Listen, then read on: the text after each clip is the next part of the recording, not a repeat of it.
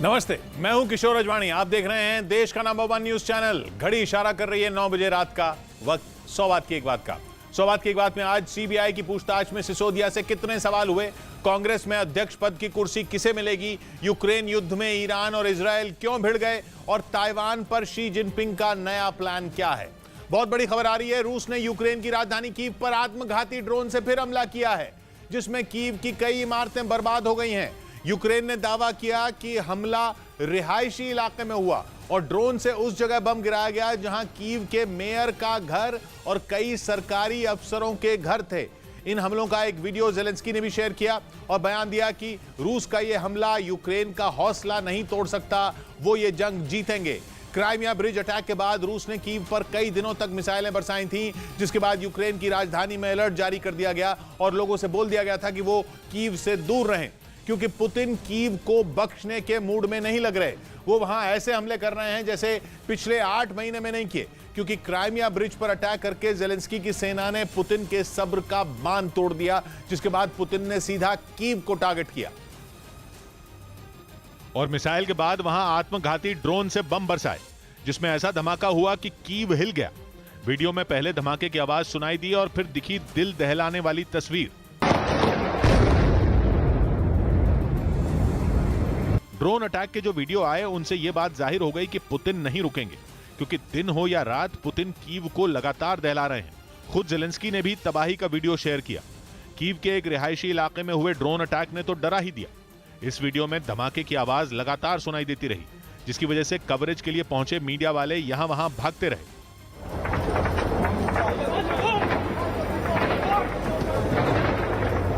Putin ने जिस drone से कीव में भगदड़ मचाई वो कामिकाजे ड्रोन है, यानी आत्मघाती ड्रोन, जो इतना खतरनाक होता है कि दुश्मन के ठिकाने को तबाह किए बिना नहीं रुकता। इस खतरनाक ड्रोन को ईरान ने बनाया है। कुछ महीने पहले ही उसने रूस में इनकी सप्लाई की है। दावा किया गया कि इसी के बाद से रूस ने जंग में कामिकाजे ड्रोन का इस्तेमाल बढ़ा दिया और कीव के आसमान पर तो कामिकाजे ड्रोन मंडराता भी नजर आया और पीछे से सुनाई दी गोलियों की आवाजें। कुछ और तस्वीरें आई जिनमें यूक्रेन के सैनिक इस आत्मघाती ड्रोन पर तड़ातड़ गोलियां दागते दिखे, लेकिन वो उसे रोक नहीं पाए और उसे जिस मकसद से भेजा गया था वो हो गया। कीव में फिर धमाके हुए और यूक्रेन की राजधानी ने पुतिन की विनाश लीला देखी।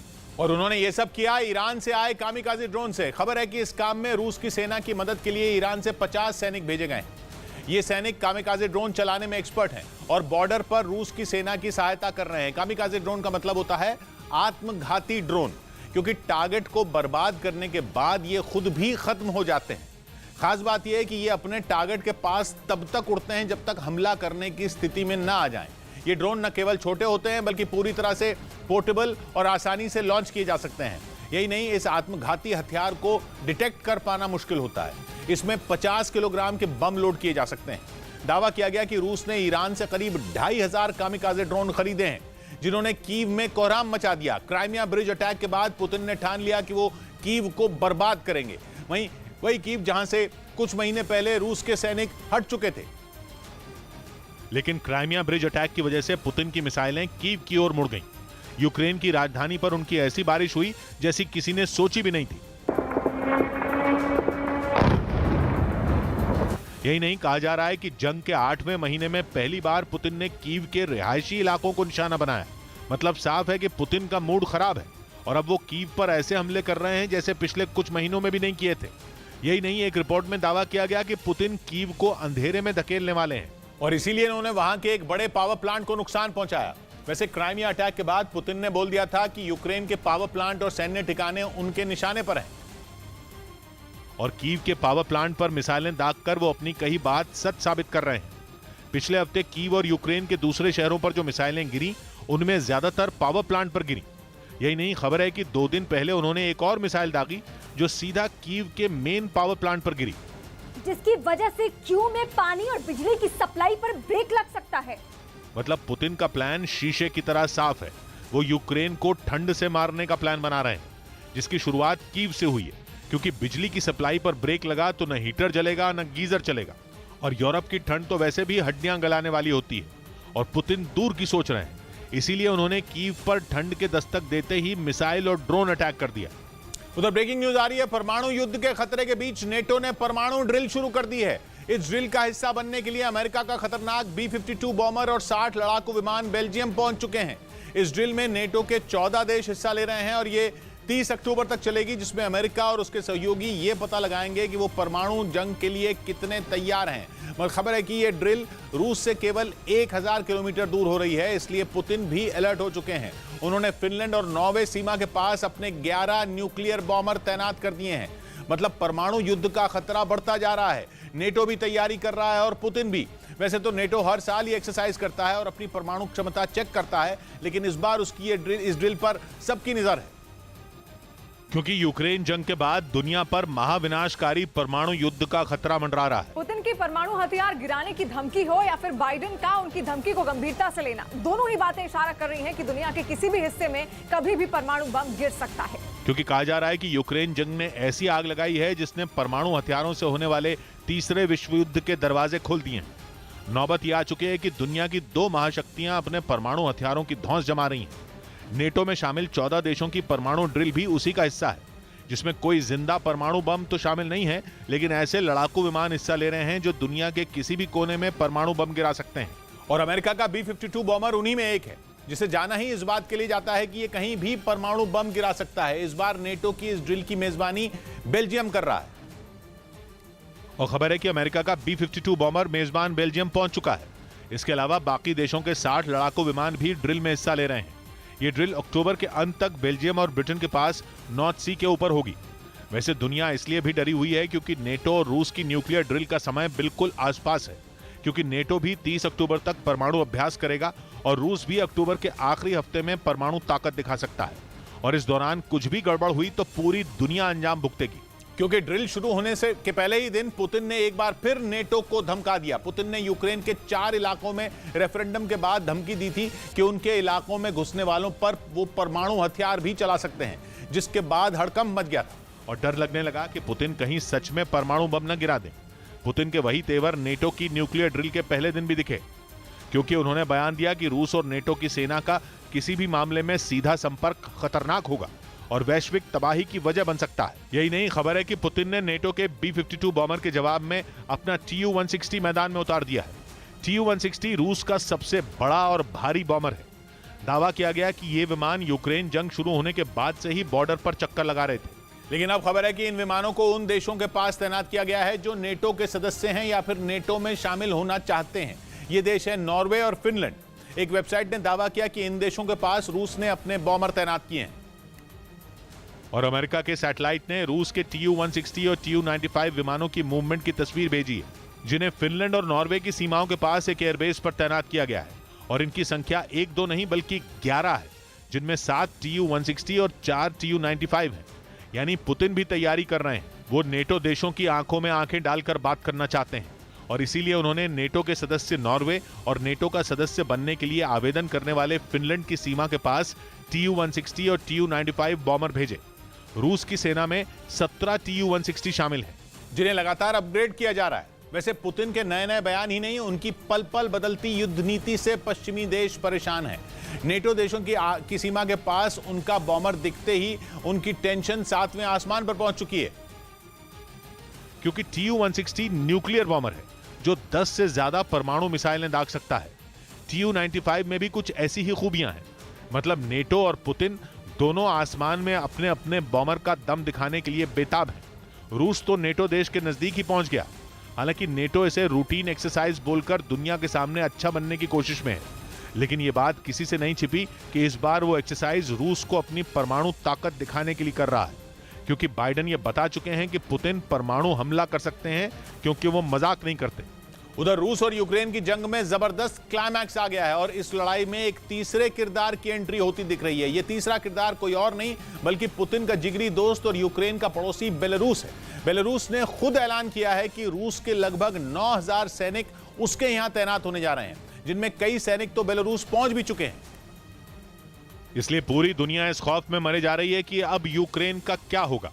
डर यह है कि चंद दिन में यूक्रेन पर बहुत बड़ी मुसीबत टूटने वाली है। उस पर पुतिन और उनके दोस्त का दोहरा वार होने वाला है और यूक्रेन की छोड़िए, सबसे बड़ा सवाल यह है कि क्या यही तीसरे विश्व युद्ध की शुरुआत है।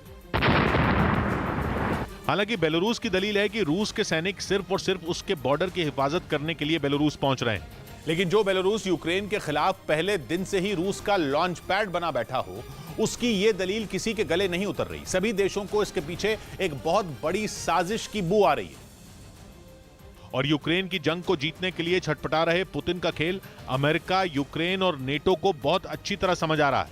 उन्हें पता है कि पुतिन की निगाहें कहीं पर हैं और निशाना कहीं और। ऐसा इसलिए क्योंकि बेलारूस रूस और यूक्रेन दोनों का पड़ोसी है, लेकिन वो दोस्त सिर्फ पुतिन का है। यही वजह थी कि 24 फरवरी को यूक्रेन के उत्तर पर धावा बोलने के लिए रूस के हजारों सैनिक बेलारूस से ही घुसे थे। उत्तरी यूक्रेन में अपने हथियार भी रूस ने बेलारूस के अड्डों से ही पहुंचाए थे। और रूस की परमाणु बम से लैस इस्कंदर बैलिस्टिक मिसाइलों ने भी बेलारूस से चलकर ही यूक्रेन का सीना चीरा है। हालांकि बेलारूस ने रूस को अपनी जमीन तो धड़ल्ले से इस्तेमाल करने के लिए दी, लेकिन उसकी सेना कभी जंग में सीधे नहीं उतरी।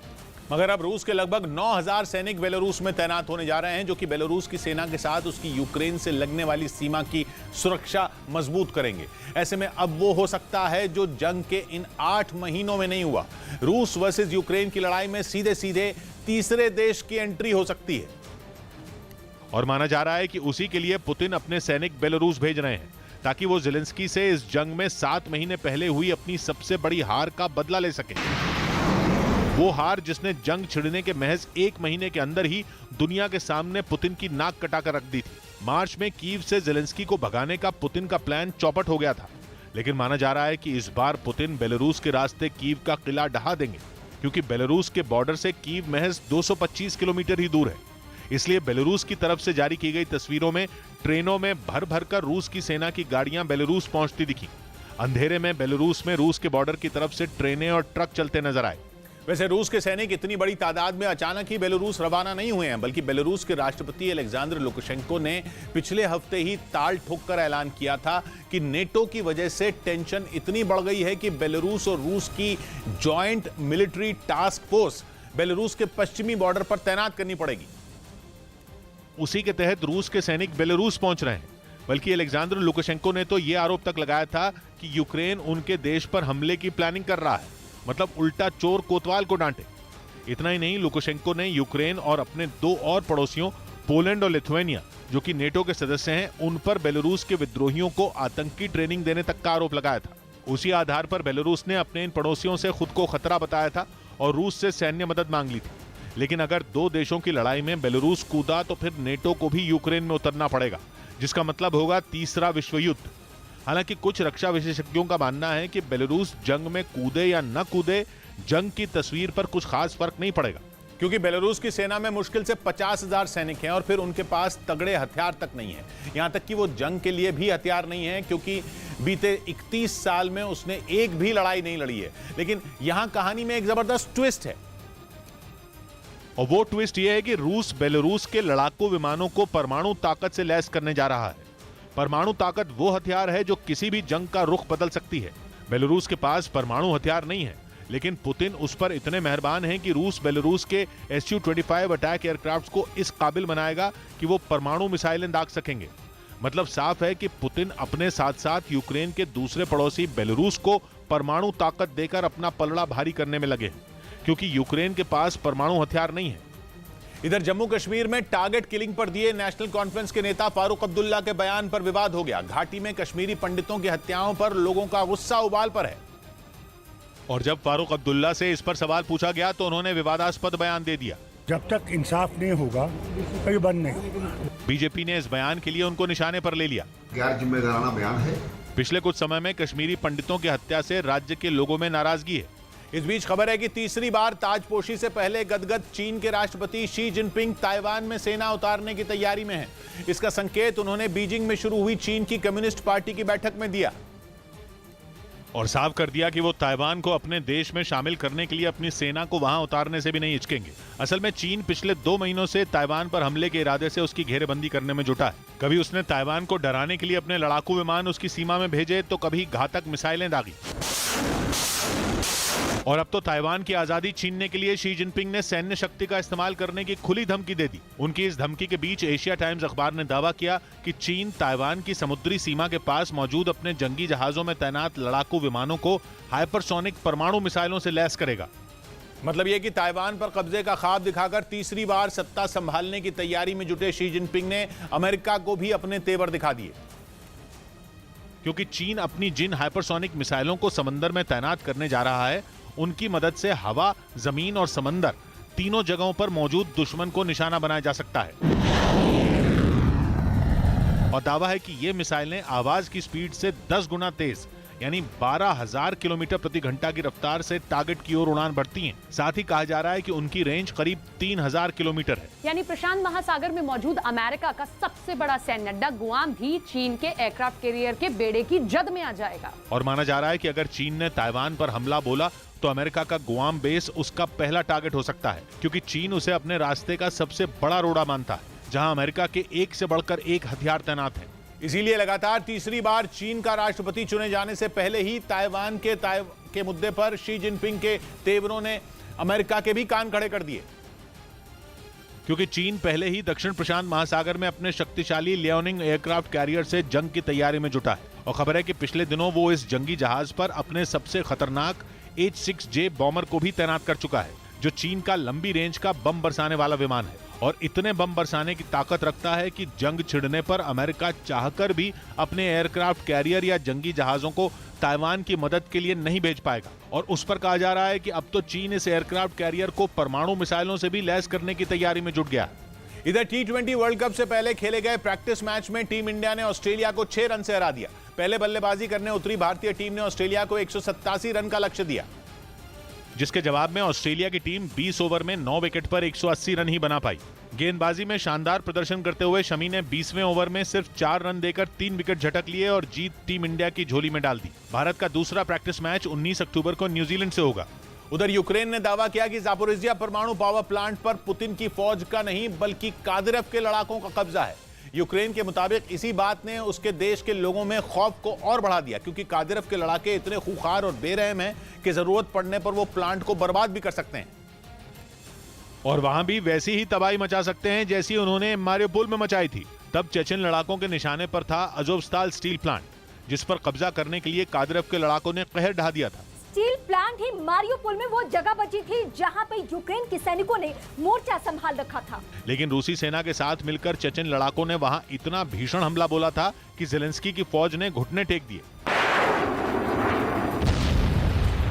और अब यूक्रेन दावा कर रहा है कि कादिरेव के वही बेरहम जवान जापोरिजिया परमाणु प्लांट में भी बैठे हैं और यूक्रेन इसे एक बहुत बड़ा खतरा बता रहा है। उसके मुताबिक कादिरेव के लड़ाकों के कंट्रोल में परमाणु पावर प्लांट जरा भी सुरक्षित नहीं है। यानी यूरोप का यह सबसे बड़ा परमाणु प्लांट कभी भी यूक्रेन के लोगों के लिए मौत का प्लांट बन सकता है, क्योंकि कादिरेव के जवान वहां उन जगहों पर भी चले जा रहे हैं जहां थोड़ी सी लापरवाही भी रेडिएशन का बवंडर खड़ा कर सकती है। यूक्रेन ने दावा किया कि चेचन लड़ाके पूरे प्लांट में बिना किसी रोक-टोक के घूम रहे हैं। वो रेडिएशन से सुरक्षा के कोई उपकरण तक नहीं रखते, बल्कि उनकी लापरवाही की हद तो यह है कि वो रिएक्टर से जुड़े टरबाइन हॉल में भी खतरनाक हथियार रख रहे हैं। यूक्रेन ने दावा किया कि चेचन लड़ाकों ने परमाणु प्लांट के टरबाइन हॉल 1 और 2 में बड़ी संख्या में हथियार जुटा रखे हैं।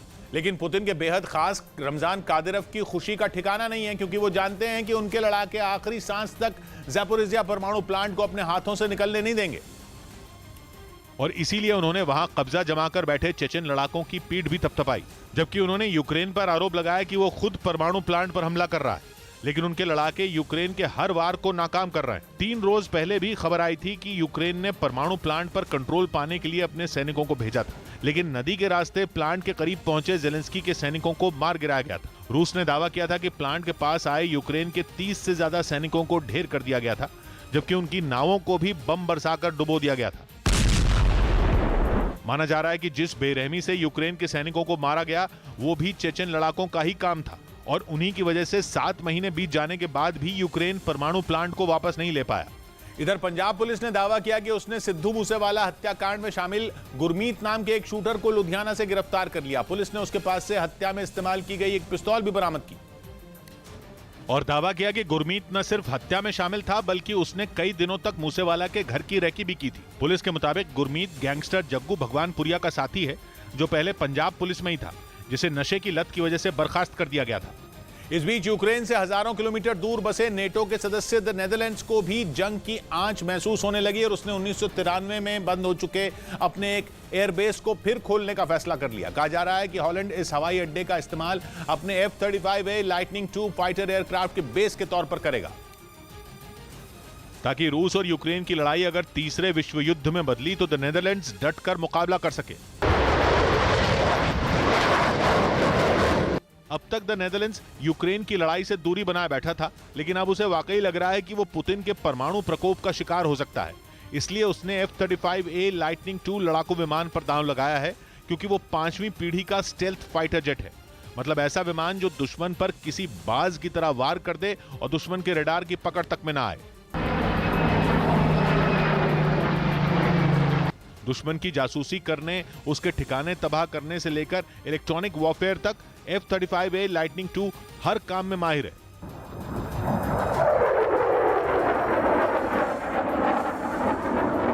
द नेदरलैंड्स का मानना है कि उसकी सेना को और प्रैक्टिस करने की जरूरत है, इसलिए लड़ाकू विमानों की उड़ानें बढ़ानी पड़ रही हैं। लेकिन द नेदरलैंड्स के हवाई अड्डों में जगह की कमी है और बंद पड़े एयरबेस के खुलने से वो दिक्कत दूर हो जाएगी। इधर मुंबई एयरपोर्ट के बाहर उस वक्त हंगामा मच गया जब कुछ ऑटो ड्राइवर आपस में भिड़ गए। शुरुआत 2 ऑटो चालकों में किराए पर बहस से हुई और यह विवाद इतना बढ़ा कि मारपीट तक जा पहुंचा और वो एयरपोर्ट के बाहर ही एक दूसरे को पीटने लगे। इसके बाद तो वहां बवाल ही हो गया। सुरक्षा में तैनात एक पुलिसकर्मी ने उन्हें रोकने की भी कोशिश की, लेकिन थोड़ी ही देर में वहां मौजूद बाकी ड्राइवर भी इनके झगड़े में शामिल हो गए। उसके बाद तो मामले ने ऐसा तूल पकड़ा कि एयरपोर्ट की सुरक्षा में तैनात गार्ड को बीच बचाव के लिए आना पड़ा। मगर इससे नशे में धुत एक ऑटो ड्राइवर भड़क गया और वो रेलिंग से कूदकर अंदर पहुंच गया। उसे सुरक्षा कर्मियों ने रोका तो वो भागने लगा और पकड़े जाने पर उन्हीं के साथ बदसलूकी शुरू कर दी। एयरपोर्ट के बाहर ऑटो ड्राइवर का हंगामा काफी देर तक चला, जिसका वीडियो वहां मौजूद कुछ लोगों ने बनाया। उधर पाकिस्तान के पूर्व प्रधानमंत्री इमरान खान ने वहां की सरकार को बड़ा झटका दिया। वहां उपचुनावों में इमरान खान की पार्टी ने बड़ी जीत दर्ज की, जो शहबाज शरीफ की सरकार को एक बड़ा झटका है। नेशनल असेंबली यानी वहां की संसद की 8 सीटों पर हुए उपचुनाव में इमरान की पार्टी ने 7 सीटों पर चुनाव लड़ा और 6 सीटें जीत लीं। वहीं पंजाब प्रांत की विधानसभा की भी 3 सीटों पर उपचुनाव हुए, जिनमें इमरान की पार्टी PTI ने 2 सीटें जीती। इस बीच सऊदी अरब और अमेरिका में चल रहे वार पलटवार में अचानक जिहाद की एंट्री होगी। सऊदी अरब की तरफ से अमेरिका को बहुत बड़ी धमकी दी गई। सीधा कहा गया कि उनके देश को चुनौती देने वालों से सख्ती से निपटा जाएगा। और बात यहीं खत्म नहीं हुई। बयान में यह भी कहा गया कि सऊदी अरब के लोग जिहाद और शहादत के लिए बने हैं। यह बयान सऊदी अरब के क्राउन प्रिंस मोहम्मद बिन सलमान के परिवार की तरफ से आया, उनके चचेरे भाई प्रिंस सऊद अल शालान की तरफ से। उनके बयान का छोटा सा वीडियो इंटरनेट पर वायरल हो गया। All of us, we are projects of jihad and martyrdom. That's my message to anybody that thinks that he can threaten us. Video में सऊद अल शालान के पास खड़े दिख रहे ज्यादातर लोग उनके परिवार के ही बताए जा रहे हैं। इसीलिए उनके बयान को इस तरह लिया गया जैसे वहां का पूरा शाही परिवार अमेरिका को धमका रहा हो। All of us, we are projects of jihad and martyrdom. That's my message to anybody that thinks that he can threaten us. ऐसा बयान जिसे सुनने के बाद अमेरिका तिलमिला उठे। इस धमकी का सीधा मतलब ये कि अगर सऊदी अरब को किसी ने भी चुनौती देने की कोशिश की तो उसका अंजाम अच्छा नहीं होगा। और इस धमकी की नौबत तब आई जब अमेरिका की तरफ से सऊदी अरब को लगातार चेतावनी दी गई। 2 टूक कहा गया कि उसे रूस से दोस्ती निभाने का बुरा अंजाम भुगतना होगा। जिसके बाद सऊदी अरब और अमेरिका के बीच तीखी बयानबाजी का दौर शुरू हो गया।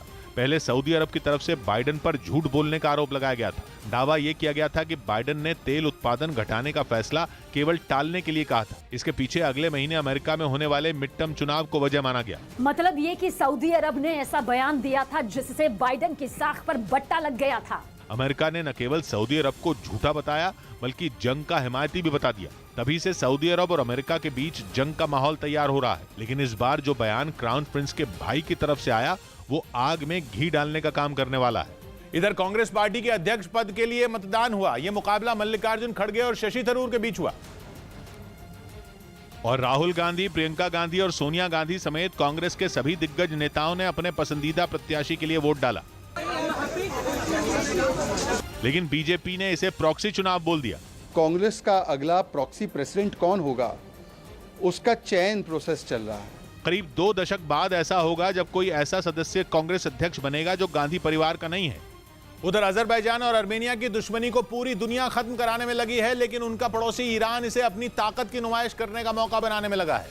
खबर है कि ईरान अजरबैजान और आर्मेनिया के बॉर्डर के पास अपनी एक बहुत बड़ी मिलिट्री ड्रिल करने जा रहा है, जिसका प्रमोशनल वीडियो सोशल मीडिया पर वायरल हो गया। वीडियो में वीरान रेगिस्तान में दूर दूर तक ईरान के टैंकों का बड़ा सा बेड़ा नजर आया। ऐसे खतरनाक टैंक कि उनके एक वार ने जबरदस्त धमाकों से दहला दिया। जमीन पर टैंक थे तो आसमान में सैकड़ों ड्रोन का पहरा और फिर रॉकेट ऐसे धड़ाधड़ चले कि धरती कांप उठी। वीडियो में रात के अंधेरे में ईरान के सैनिक चोरी छिपे घातक ऑपरेशन को अंजाम देते भी नजर आए।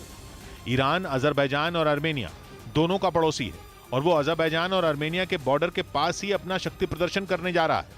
हालांकि ईरान की ये ड्रिल अभी शुरू नहीं हुई है, वो एक दिन बाद शुरू होगी, लेकिन ईरान माहौल पहले से ही बनाने में लगा है। ईरान के इस सैन्य अभ्यास का जो कोड नेम बताया गया उसी से उसके इरादे साफ हैं। ईरान की इस ड्रिल का कोड नेम है द ग्रेट ईरान, यानी महान ईरान।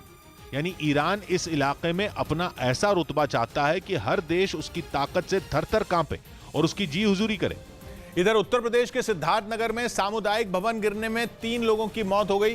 बताया गया कि इस सामुदायिक भवन में बाढ़ पीड़ितों को ठहराया गया था।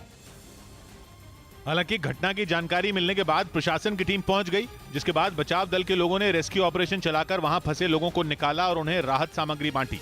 सरयू, राप्ती, बूढ़ी राप्ती समेत कई नदियां उत्तर प्रदेश की उफान पर हैं। वहीं नदियों के उफान पर आने से कई बांध टूट गए, जिसकी वजह से करीब 430 गांव बाढ़ की चपेट में आ गए, जबकि 150 से ज्यादा गांव टापू में तब्दील हो गए। इस बीच खबर है कि 2 हमलावरों ने पुतिन की सेना पर अंधाधुंध गोलियां बरसाकर वहां खलबली मचा दी। रूस के बेलग्राद में हुए इस हमले में पुतिन के 11 सैनिक मारे गए, जिन्हें 2 हमलावरों ने गोलियों से छलनी कर दिया। जानकारी के मुताबिक इस हमले में उन लोगों की जान गई जो रूस की सेना में भर्ती होने के लिए अभ्यास कर रहे थे। तभी 2 हमलावरों ने फायरिंग रेंज में खड़े सैनिकों पर बेतहाशा गोलियां बरसानी शुरू कर दी, जिसे पुतिन और उनकी सरकार आतंकी हमला करार दे रहे हैं। उनका आरोप है कि इसके पीछे यूक्रेन का हाथ हो सकता है।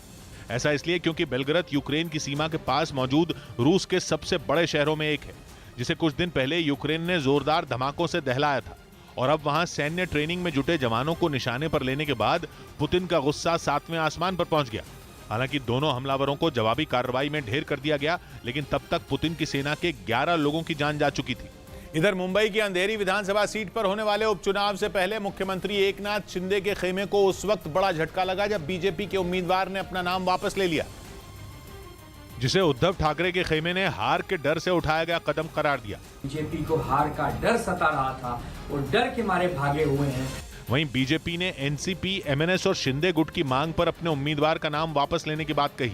उधर पश्चिम बंगाल के बीरभूम से दिल दहला देने वाला एक वीडियो सामने आया। वहां मामूली विवाद पर एक आदमी ने चलती ट्रेन से एक लड़के को धक्का दे दिया। बाद में इसका वीडियो सोशल मीडिया पर वायरल हो गया, जिसमें वो आदमी एक लड़के को चलती ट्रेन से बाहर फेंकता नजर आया। इस घटना का जो वीडियो सामने आया उसमें 2 लोग आपस में बहस करते दिखाई दिए। देखते ही देखते बात इतनी बढ़ गई कि दोनों में हाथापाई शुरू हो गई और वो एक दूसरे पर घूंसे बरसाने लगे। इसके कुछ देर बाद ही उस आदमी ने लड़के को चलती ट्रेन से धक्का दे दिया और खुद सीट पर आकर बैठ गया। ये पूरी घटना वहां मौजूद किसी शख्स ने अपने मोबाइल फोन में रिकॉर्ड कर ली और फिर रेलवे पुलिस को इसकी जानकारी दी गई। बाद में पुलिस ने ट्रेन से गिरे लड़के को तलाश लिया और उसे अस्पताल में भर्ती कराया। पुलिस ने आरोपी को जल्द पकड़ने का भरोसा भी दिया। इस बीच पश्चिमी मीडिया ने दावा किया कि चीन ने प्रशांत महासागर में तैनात अमेरिका के जंगी जहाजों पर पिछले 5 साल में ड्रोन से 150 बार से ज्यादा हमले किए। असल में ताइवान के मुद्दे पर चीन और अमेरिका के बीच काफी समय से तनाव बना हुआ है, जो ताइवान को डराने के लिए चीन की मिसाइलों की बरसात के बाद चरम पर पहुंच गया। 2 अगस्त को नैन्सी पेलोसी के ताइवान दौरे के बाद चीन ने करीब 2 महीने तक मिलिट्री ड्रिल के नाम पर ताइवान को जमकर दहलाया। इसके लिए अमेरिका ने उसे कई बार आंखें भी दिखाई, साफ कह दिया कि चीन खुद अपनी शामत को बुलावा दे रहा है। लेकिन शी जिनपिंग की फौज ने बाइडेन की चेतावनी को हवा में उड़ा दिया। यहां तक कि चीन के करीब मौजूद अमेरिका के शक्तिशाली युद्धपोत भी उसे डरा नहीं पाए। अमेरिका के जंगी जहाज दक्षिण चीन सागर में गरजते रहे और चीन मनमानी करता रहा। और अब पश्चिमी मीडिया ने जो दावा किया उससे तो अमेरिका की और भी किरकिरी हो गई। खबर के मुताबिक चीन ने प्रशांत महासागर में मौजूद अमेरिकी नौसेना को पस्त कर दिया और इसके लिए चीन ने ड्रोन हमलों का सहारा लिया। दावा किया गया कि चीन के ऐसे हमलों से अमेरिकी नौसेना को 5 साल में काफी नुकसान उठाना पड़ा है। क्योंकि अमेरिका ने चीन पर नजर बनाए रखने के लिए प्रशांत महासागर में अपने बेहद ताकतवर युद्धपोतों का बेड़ा तैनात कर रखा है, जिनमें उसकी नौसेना का सबसे खतरनाक 7वां बेड़ा भी शामिल है। इसके साथ ही अमेरिका ने परमाणु हथियारों से लैस जंगी जहाज भी चीन के करीब तैनात किए हैं। उसने चीन के आसपास ऐसा चक्रव्यूह तैयार किया है कि उसके किसी भी हमले का तुरंत जवाब दिया जा सके। लेकिन पश्चिमी मीडिया ने दावा किया कि चीन के ड्रोन हमलों का तोड़ अमेरिका भी नहीं निकाल पा रहा है। दावे के मुताबिक समंदर में तैनात अमेरिका के सैनिक चीन के ड्रोन हमलों से बुरी तरह पस्त हो गए हैं, क्योंकि पिछले 5 साल में चीन ने अमेरिकी युद्धपोतों पर 150 से ज्यादा बार बमबारी की और अमेरिका की नाक में दम कर दिया। दावा तो यह भी किया गया कि चीन का एक ड्रोन तो अमेरिका के परमाणु हथियारों के ठिकाने तक पहुंच गया और उसने वॉशिंगटन में मौजूद किटसैप नेवल बेस की जासूसी की, जहां अमेरिका ने अपने सबसे शक्तिशाली परमाणु बमों का जखीरा रखा हुआ है। दावा किया गया कि चीन का एक ड्रोन किटसैप नेवल बेस तक पहुंच गया और फिर उसने वहां काफी देर तक चारों तरफ चक्कर लगाया। खबर के मुताबिक चीन के ड्रोन ने 2017 में अमेरिकी नेवल बेस की जासूसी की थी। हालांकि बेस पर मौजूद जवानों ने उस ड्रोन को पकड़ लिया था, लेकिन दावा किया गया कि 2017 के बाद भी कई बार चीन के ड्रोन अमेरिकी नौसेना के अड्डों के चक्कर काटते दिखे और इसी बात ने अमेरिका को बुरी तरह परेशान कर दिया। हालांकि वो पूरी दुनिया के सामने ऐसे दिखाता है कि अगर चीन ने ताइवान पर हमला किया तो वो उसे मसल देगा, लेकिन पश्चिमी मीडिया के दावे के मुताबिक चीन ने ही समंदर में उसके सैनिकों को बेहाल कर रखा है। इधर मशहूर टीवी एक्टर वैशाली ठक्कर खुदकुशी केस में पुलिस के हाथ सुसाइड नोट लग गया। 2 दिन पहले मध्य प्रदेश के इंदौर में वैशाली ठक्कर ने अपने घर में फांसी लगाकर आत्महत्या कर ली थी, जिसके बाद जांच पड़ताल के दौरान पुलिस को वैशाली ठक्कर के घर से सुसाइड नोट बरामद हुआ, जिसमें वैशाली ने अपने पड़ोसी राहुल और उसकी पत्नी दिशा पर उसे पिछले 2 साल से परेशान करने का आरोप लगाया। 2 लोगों के ऊपर प्रकरण पंजीबद्ध किया है, पड़ोस के ही रहने वाले हैं। साथ ही पुलिस ने राहुल और दिशा को हिरासत में भी ले लिया।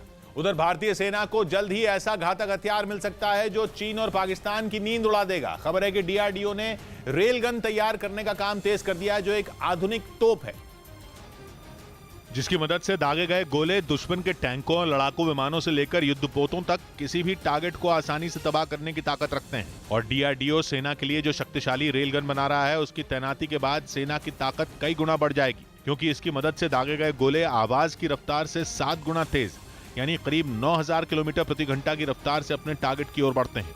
और आमतौर पर इस्तेमाल होने वाले मिसाइल लॉन्चर की तुलना में इसकी रेंज भी करीब 10 गुना ज्यादा होती है। इस रेलगन को मिसाइल या गोले दागने के लिए बारूद की जरूरत नहीं होती, बल्कि ये इलेक्ट्रोमैग्नेटिक एनर्जी का इस्तेमाल करती है। और दावा है कि डीआरडीओ इस खतरनाक रेलगन के कई दौर के परीक्षण पूरे कर चुका है और इसी साल ये घातक हथियार सेना को सौंप दिया जाएगा। इसीलिए इसके जरिए दागे गए गोलों से बचना दुश्मन के लिए आसान नहीं रहता, जिसे जमीन पर दुश्मनों का काल माना जा रहा है। साथ ही इसे युद्धपोत पर लोड कर आसानी से एक जगह से दूसरी जगह पहुंचाया जा सकेगा।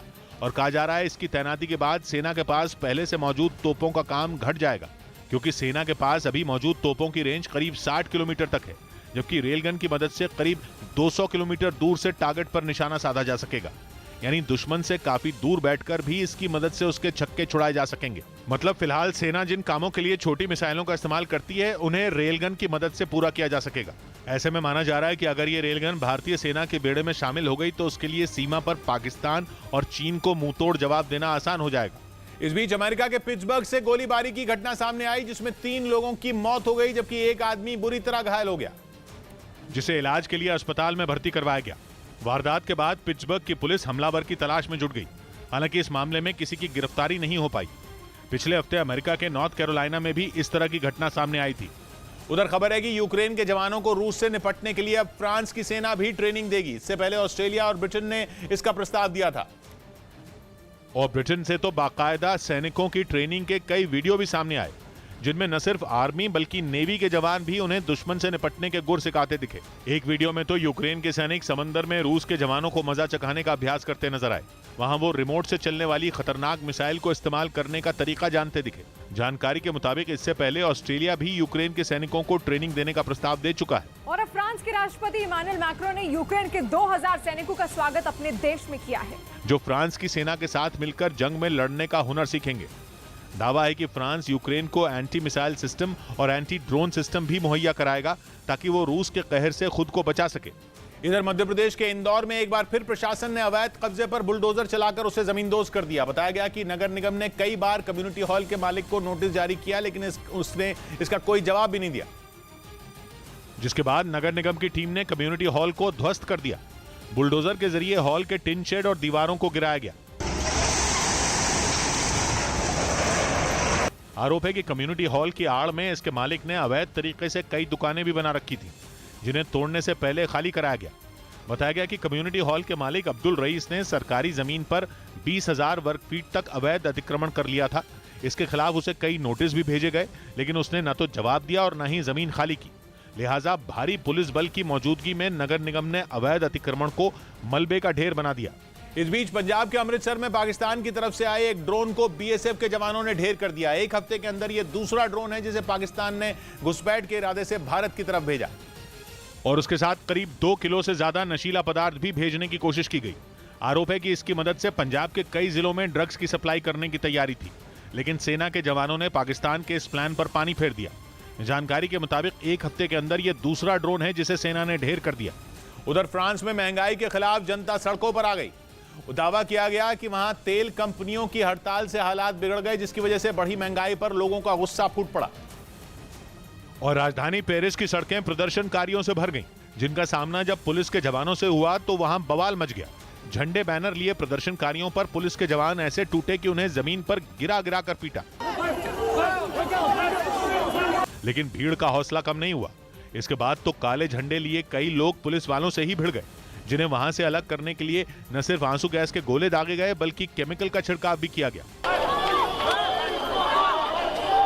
जानकारी के मुताबिक फ्रांस की 4 बड़ी तेल रिफाइनरियों के कर्मचारी हड़ताल पर चले गए, जिसकी वजह से वहां महंगाई अपने चरम पर पहुंच गई।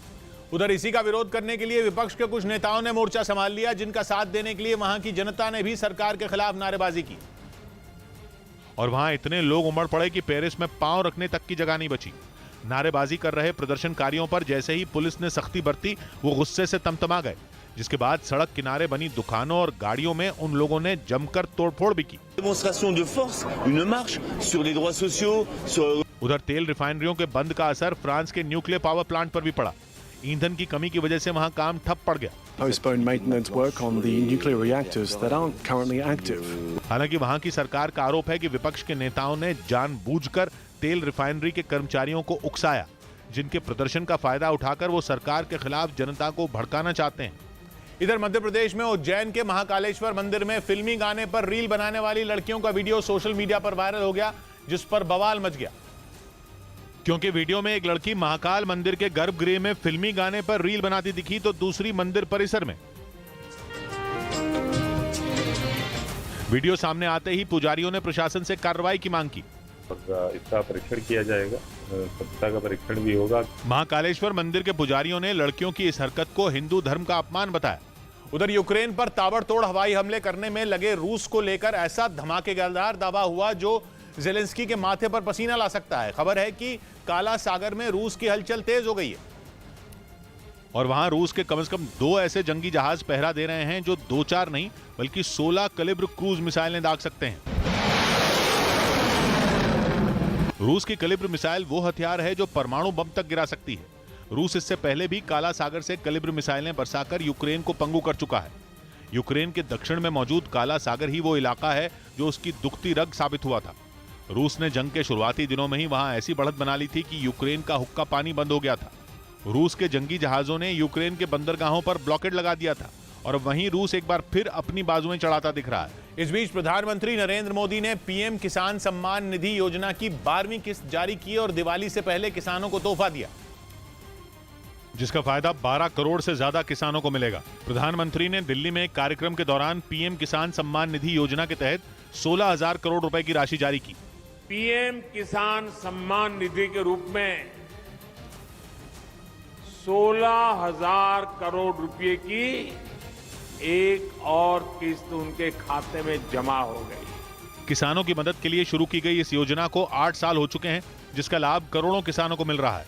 उधर पंजाब के अमृतसर से दिल दहला देने वाला एक वीडियो सामने आया। वहां एक कार ने मोटरसाइकिल सवार को टक्कर मार दी, जिसका वीडियो वहां लगे सीसीटीवी कैमरे में रिकॉर्ड हो गया, जिसमें वो कार मोटरसाइकिल को जोरदार टक्कर मारती नजर आई। सामने आए वीडियो में मोटरसाइकिल सवार एक गली से गुजरता दिखाई दिया, लेकिन तभी सामने तेज रफ्तार में आ रही कार ने उसे रौंद दिया। कार की रफ्तार इतनी ज्यादा थी कि जैसे ही उसकी टक्कर हुई उसका भी बैलेंस बिगड़ गया और वो दीवार से टकराकर पलट गई। इस भीषण टक्कर में मोटरसाइकिल पर बैठे 2 लोग हवा में उछलकर दूर जा गिरे। इसके बाद जो हुआ, ब्रेक के बाद इन हमलों का एक वीडियो ज़ेलेंस्की ने भी शेयर किया और बयान दिया कि रूस का यह हमला यूक्रेन का हौसला नहीं तोड़ सकता, वो ये जंग जीतेंगे। क्राइमिया ब्रिज अटैक के बाद रूस ने कीव पर कई दिनों तक मिसाइलें बरसाई थीं, जिसके बाद यूक्रेन की राजधानी में अलर्ट जारी कर दिया गया और लोगों से बोल दिया गया था कि वो कीव से दूर रहें, क्योंकि पुतिन कीव को बख्शने के मूड में नहीं लग रहे। वो वहां ऐसे हमले कर रहे हैं जैसे पिछले 8 महीने में नहीं किए, क्योंकि क्राइमिया ब्रिज पर अटैक करके ज़ेलेंस्की की सेना ने पुतिन के सब्र का बांध तोड़ दिया, जिसके बाद पुतिन ने सीधा कीव को टारगेट किया और मिसाइल के बाद वहां आत्मघाती ड्रोन से बम बरसाए, जिसमें ऐसा धमाका हुआ कि कीव हिल गया। वीडियो में पहले धमाके की आवाज सुनाई दी और फिर दिखी दिल दहलाने वाली तस्वीर। ड्रोन अटैक के जो वीडियो आए उनसे यह बात जाहिर हो गई कि पुतिन नहीं रुकेंगे, क्योंकि दिन हो या रात पुतिन कीव को लगातार दहला रहे हैं। खुद ज़ेलेंस्की ने भी तबाही का वीडियो शेयर किया। कीव के एक रिहायशी इलाके में हुए ड्रोन अटैक ने तो डरा ही दिया। इस वीडियो में धमाके की आवाज लगातार सुनाई देती रही, जिसकी वजह से कवरेज के लिए पहुंचे मीडिया वाले यहां वहां भागते रहे।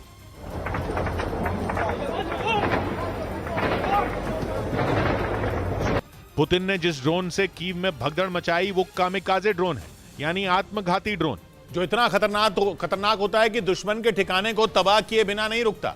इस खतरनाक ड्रोन को ईरान ने बनाया है। कुछ महीने पहले ही उसने रूस में इनकी सप्लाई की है। दावा किया गया कि इसी के बाद से रूस ने जंग में कामिकाजे ड्रोन का इस्तेमाल बढ़ा दिया और कीव के आसमान पर तो कामिकाजे ड्रोन मंडराता भी नजर आया और पीछे से सुनाई दी गोलियों की आवाजें। कुछ और तस्वीरें आई जिनमें यूक्रेन के सैनिक इस आत्मघाती ड्रोन पर तड़ातड़ गोलियां दागते दिखे, लेकिन वो उसे रोक नहीं पाए और उसे जिस मकसद से भेजा गया था वो हो गया। कीव में फिर धमाके हुए और यूक्रेन की राजधानी ने पुतिन की विनाश लीला देखी। और उन्होंने ये सब किया ईरान से आए कामिकाजे ड्रोन से। खबर है कि इस काम में रूस की सेना की मदद के लिए ईरान से 50 सैनिक भेजे गए हैं। ये सैनिक कामिकाजे ड्रोन चलाने में एक्सपर्ट हैं और बॉर्डर पर रूस की सेना की सहायता कर रहे हैं। कामिकाजे ड्रोन का मतलब होता है आत्मघाती ड्रोन, क्योंकि टारगेट को बर्बाद करने के बाद ये खुद भी खत्म हो जाते हैं। खास बात यह है कि ये अपने टारगेट के पास तब तक उड़ते हैं जब तक हमला करने की स्थिति में ना आ जाएं। ये ड्रोन न केवल छोटे होते हैं बल्कि पूरी तरह से पोर्टेबल और आसानी से लॉन्च किए जा सकते हैं। यही नहीं, इस आत्मघाती हथियार को डिटेक्ट कर पाना मुश्किल होता है। इसमें 50 किलोग्राम के बम लोड किए जा सकते हैं। दावा किया गया कि रूस ने ईरान से करीब 2500 कामिकाजे ड्रोन खरीदे हैं, जिन्होंने कीव में कोहराम मचा दिया। क्राइमिया ब्रिज अटैक के बाद पुतिन ने ठान लिया कि वो कीव को बर्बाद करेंगे। वही कीव जहां से कुछ महीने पहले रूस के सैनिक हट चुके थे। लेकिन क्राइमिया ब्रिज अटैक की वजह से पुतिन की मिसाइलें कीव की ओर मुड़ गईं। यूक्रेन की राजधानी पर उनकी ऐसी बारिश हुई जैसी किसी ने सोची भी नहीं थी। यही नहीं, कहा जा रहा है कि जंग के 8वें महीने में पहली बार पुतिन ने कीव के रिहायशी इलाकों को निशाना बनाया। मतलब साफ है कि पुतिन का मूड खराब है और अब वो कीव पर ऐसे हमले कर रहे हैं जैसे पिछले कुछ महीनों में भी नहीं किए थे। यही नहीं, एक रिपोर्ट में दावा किया गया कि पुतिन कीव को अंधेरे में धकेलने वाले हैं और इसीलिए उन्होंने वहां के एक बड़े पावर प्लांट को नुकसान पहुंचाया। वैसे क्राइमिया अटैक के बाद पुतिन ने बोल दिया था कि यूक्रेन के पावर प्लांट और सैन्य ठिकाने उनके निशाने पर हैं। और कीव के पावर प्लांट पर मिसाइलें दागकर वो अपनी कही बात सच साबित कर रहे हैं। पिछले हफ्ते कीव और यूक्रेन के दूसरे शहरों पर जो मिसाइलें गिरी उनमें ज्यादातर पावर प्लांट पर गिरी। यही नहीं, खबर है कि 2 दिन पहले उन्होंने एक और मिसाइल दागी जो सीधा कीव के मेन पावर प्लांट पर गिरी, जिसकी वजह से क्यू में पानी और बिजली की सप्लाई पर ब्रेक लग सकता है। मतलब पुतिन का प्लान शीशे की तरह साफ है। वो यूक्रेन को ठंड से मारने का प्लान बना रहे हैं, जिसकी शुरुआत कीव से हुई है, क्योंकि बिजली की सप्लाई पर ब्रेक लगा तो न हीटर जलेगा न गीजर चलेगा। और यूरोप की ठंड तो वैसे भी हड्डियां गलाने वाली होती है और पुतिन दूर की सोच रहे हैं। इसीलिए उन्होंने कीव पर ठंड के दस्तक देते ही मिसाइल और ड्रोन अटैक कर दिया। उधर ब्रेकिंग न्यूज आ रही है। परमाणु युद्ध के खतरे के बीच नेटो ने परमाणु ड्रिल शुरू कर दी है। इस ड्रिल का हिस्सा बनने के लिए अमेरिका का खतरनाक B-52 बॉम्बर और 60 लड़ाकू विमान बेल्जियम पहुंच चुके हैं। इस ड्रिल में नेटो के 14 देश हिस्सा ले रहे हैं और ये 30 अक्टूबर तक चलेगी, जिसमें अमेरिका और उसके सहयोगी ये पता लगाएंगे कि वो परमाणु जंग के लिए कितने तैयार हैं। मगर खबर है कि ये ड्रिल रूस से केवल 1000 किलोमीटर दूर हो रही है, इसलिए पुतिन भी अलर्ट हो चुके हैं। उन्होंने फिनलैंड और नॉर्वे सीमा के पास अपने 11 न्यूक्लियर बॉम्बर तैनात कर दिए हैं। मतलब परमाणु युद्ध का खतरा बढ़ता जा रहा है। नेटो भी तैयारी कर रहा है और पुतिन भी। वैसे तो नेटो हर साल ही एक्सरसाइज करता है और अपनी परमाणु क्षमता चेक करता है, लेकिन इस बार उसकी इस ड्रिल पर सबकी नजर है, क्योंकि यूक्रेन जंग के बाद दुनिया पर महाविनाशकारी परमाणु युद्ध का खतरा मंडरा रहा है। पुतिन की परमाणु हथियार गिराने की धमकी हो या फिर बाइडेन का उनकी धमकी को गंभीरता से लेना, दोनों ही बातें इशारा कर रही हैं कि दुनिया के किसी भी हिस्से में कभी भी परमाणु बम गिर सकता है। क्योंकि कहा जा रहा है कि यूक्रेन जंग ने ऐसी आग लगाई है जिसने परमाणु हथियारों से होने वाले तीसरे विश्व युद्ध के दरवाजे खोल दिए हैं। नौबत यह आ चुकी है कि दुनिया की 2 महाशक्तियां अपने परमाणु हथियारों की धौंस जमा रही हैं। नेटो में शामिल 14 देशों की परमाणु ड्रिल भी उसी का हिस्सा है, जिसमें कोई जिंदा परमाणु बम तो शामिल नहीं है, लेकिन ऐसे लड़ाकू विमान हिस्सा ले रहे हैं जो दुनिया के किसी भी कोने में परमाणु बम गिरा सकते हैं। और अमेरिका का B-52 बॉम्बर उन्हीं में एक है, जिसे जाना ही इस बात के लिए जाता है कि ये कहीं भी परमाणु बम गिरा सकता है। इस बार नेटो की इस ड्रिल की मेजबानी बेल्जियम कर रहा है। और खबर है कि अमेरिका का B-52 बॉम्बर मेजबान बेल्जियम पहुंच चुका है। इसके अलावा बाकी देशों के 60 लड़ाकू विमान भी ड्रिल में हिस्सा ले रहे हैं। ये ड्रिल अक्टूबर के अंत तक बेल्जियम और ब्रिटेन के पास नॉर्थ सी के ऊपर होगी। वैसे दुनिया इसलिए भी डरी हुई है क्योंकि नेटो और रूस की न्यूक्लियर ड्रिल का समय बिल्कुल आसपास है, क्योंकि नेटो भी 30 अक्टूबर तक परमाणु अभ्यास करेगा और रूस भी अक्टूबर के आखिरी हफ्ते में परमाणु ताकत दिखा सकता है। और इस दौरान कुछ भी गड़बड़ हुई तो पूरी दुनिया अंजाम भुगतेगी। क्योंकि ड्रिल शुरू होने से के पहले ही दिन पुतिन ने एक बार फिर नेटो को धमका दिया। पुतिन ने यूक्रेन के 4 इलाकों में रेफरेंडम के बाद धमकी दी थी कि उनके इलाकों में घुसने वालों पर वो परमाणु हथियार भी चला सकते हैं, जिसके बाद हड़कंप मच गया था और डर लगने लगा कि पुतिन कहीं सच में परमाणु बम न गिरा दें। पुतिन के वही तेवर नेटो की न्यूक्लियर ड्रिल के पहले दिन भी दिखे, क्योंकि उन्होंने बयान दिया कि रूस और नेटो की सेना का किसी भी मामले में सीधा संपर्क खतरनाक होगा और वैश्विक तबाही की वजह बन सकता है। यही नहीं, खबर है कि पुतिन ने नेटो के B-52 बॉम्बर के जवाब में अपना Tu-160 मैदान में उतार दिया है। Tu-160 रूस का सबसे बड़ा और भारी बॉम्बर है।